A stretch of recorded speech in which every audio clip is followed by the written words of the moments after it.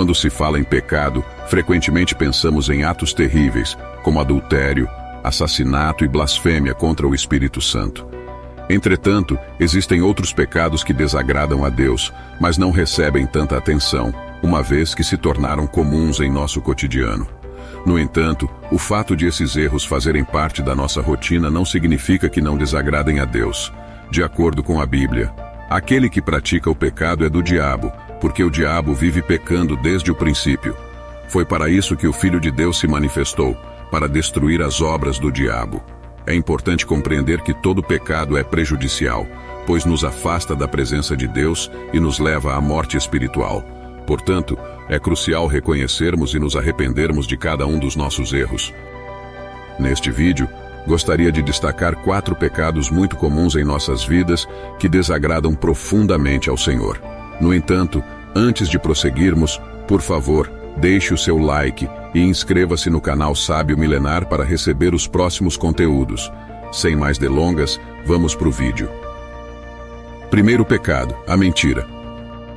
O rei Salomão escreveu em um de seus provérbios: "O Senhor odeia os lábios mentirosos, mas se deleita com os que falam a verdade." Às vezes, subestimamos o impacto de uma pequena mentirinha aqui e ali. Contamos uma mentira no trabalho, omitimos algo do nosso cônjuge, enganamos um amigo e assim por diante. No entanto, a mentira é algo terrível.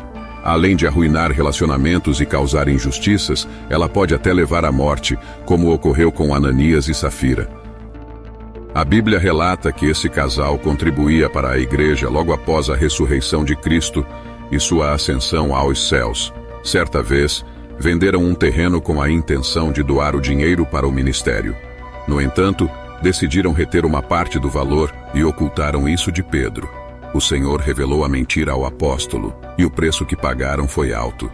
O texto diz: "Pedro disse então, Ananias, como é possível que Satanás tenha enchido seu coração a ponto de você mentir ao Espírito Santo e guardar para si parte do dinheiro que recebeu pela venda do terreno? A propriedade não era sua antes de ser vendida? E depois de vendida, o dinheiro não estava à sua disposição? Como é que você teve essa ideia? Você não mentiu aos homens, mas a Deus." Ao ouvir isso, Ananias caiu morto, o que causou grande temor em todos os que ouviram a história. Continuando a leitura do capítulo, verificamos que Safira também continuou mentindo. Os versículos 9 e 10 mostram como essa trágica história de mentiras teve um desfecho. Pedro indagou: "Por que vocês concordaram em tentar o Espírito do Senhor? Vejam, os que sepultaram seu marido estão à porta e também a levarão." Imediatamente ela caiu aos pés de Pedro e morreu. Perceba que Ananias e Safira não morreram porque ficaram com parte da venda daquele terreno. Na verdade, eles poderiam ter guardado parte do dinheiro, afinal de contas o imóvel era deles. O que desagradou ao Senhor foi o fato de eles terem mentido para o apóstolo Pedro, dizendo que haviam entregue todo o valor que haviam conseguido com aquele negócio. Viu a gravidade de uma simples mentira? Percebe o quanto ela pode ser perigosa? Portanto, abandone esse pecado o quanto antes, porque o Senhor odeia os lábios mentirosos. Escolha a Cristo porque Ele é o caminho, a verdade e a vida. Segundo pecado, o egoísmo. Em uma de suas cartas, o apóstolo João disse: "Nisto conhecemos o que é o amor. Jesus Cristo deu a sua vida por nós, e devemos dar a nossa vida por nossos irmãos. Se alguém tiver recursos materiais e vendo seu irmão em necessidade, não se compadecer dele, como pode permanecer nele o amor de Deus? Filhinhos, não amemos de palavra nem de boca, mas em ação e em verdade." Em meio à correria da vida, é muito fácil cair no pecado do egoísmo. Nos preocupamos tanto com as nossas coisas, os nossos problemas, que nos esquecemos daqueles que estão desamparados e precisam de uma mão estendida para se levantar. As pessoas pensam: "Aquele ali que está sofrendo do outro lado da rua, não é problema meu, alguém vai passar e ajudar." Mas essa atitude desagrada muito a Deus. De nada adianta dizer que é cristão se você não colocar os ensinamentos de Cristo em prática. Caso contrário, você será mais um religioso, assim como aqueles da parábola do bom samaritano. Em Lucas 10, Jesus fala de um homem que viajava entre Jerusalém e Jericó. Durante o percurso, ele foi assaltado e gravemente ferido por bandidos.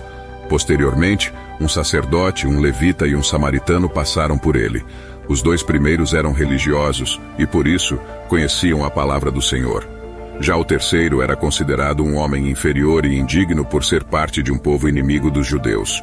O surpreendente nessa parábola é que, enquanto os homens que se achavam bons ignoraram o rapaz necessitado, o samaritano considerado ímpio fez o máximo para ajudá-lo.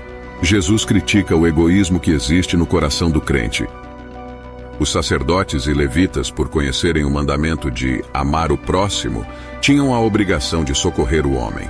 No entanto, ao ignorar o fato e desviar o caminho, eles mostraram falta de um relacionamento verdadeiro com Deus e com o próximo. Nós não podemos resolver todos os problemas do mundo, mas, como cristãos, o mínimo que podemos fazer é ter compaixão da dor dos outros. O egoísmo é um pecado, pois demonstra falta do amor de Deus no coração. Terceiro pecado, a inveja.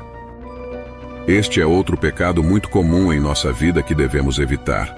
O apóstolo Paulo disse: se vivemos pelo Espírito, andemos também pelo Espírito. Não sejamos presunçosos, provocando uns aos outros e tendo inveja uns dos outros. A inveja é um pecado grave que também pode nos levar à ruína. Inveja é querer ter o que outra pessoa possui.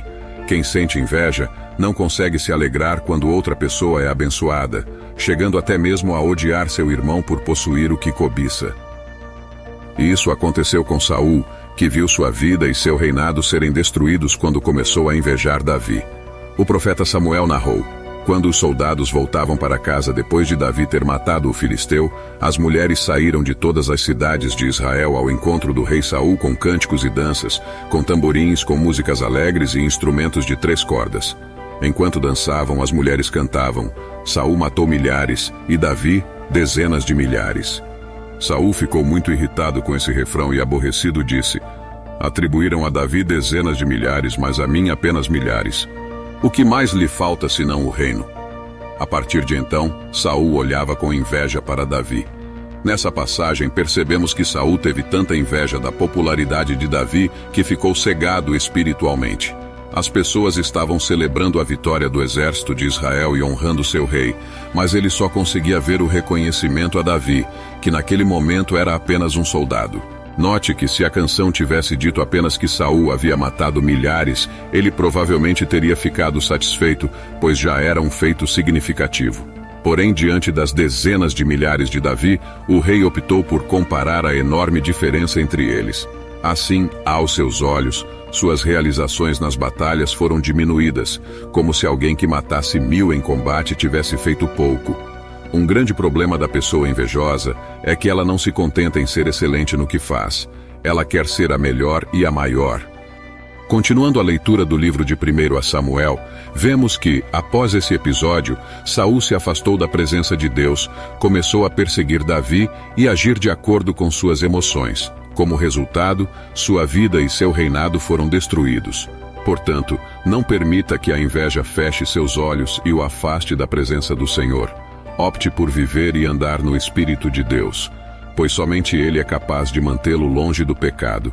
Em vez de sentir inveja, escolha amar as pessoas e alegrar-se com suas conquistas. Quarto pecado, a rebeldia. Quantas vezes nos rebelamos contra Deus por coisas pequenas, não é verdade? Basta que uma oração não seja atendida ou que um sonho seja frustrado para que nos revoltemos, comecemos a murmurar e duvidar do poder e da bondade do Senhor. No entanto, saiba que esse tipo de comportamento é tão grave que o profeta Samuel o comparou à feitiçaria. Ele disse: a rebeldia é como o pecado da feitiçaria, e a arrogância como o mal da idolatria. Deus abomina a rebeldia a ponto de a Bíblia relatar que ele enviou um severo castigo aos hebreus que cruzavam o deserto em direção a Canaã. No livro de Números, capítulo 16, fica claro que Corá, Datã, Abirão e mais 250 pessoas se recusaram a obedecer a Moisés. Deus não ficou satisfeito com essa atitude, pois a rebelião contra Moisés significava rebelião contra o próprio Senhor, que o havia escolhido. Moisés então orou e disse a Corá: pela manhã o Senhor mostrará quem é dele e quem é santo, e fará que o homem chegue a ele. Aquele a quem ele escolher, ele fará chegar a si. Isso é o que você deve fazer. Você, Corá, e todos os seus seguidores devem tomar incensários e colocar neles fogo e incenso perante o Senhor amanhã. Quem o Senhor escolher será o consagrado.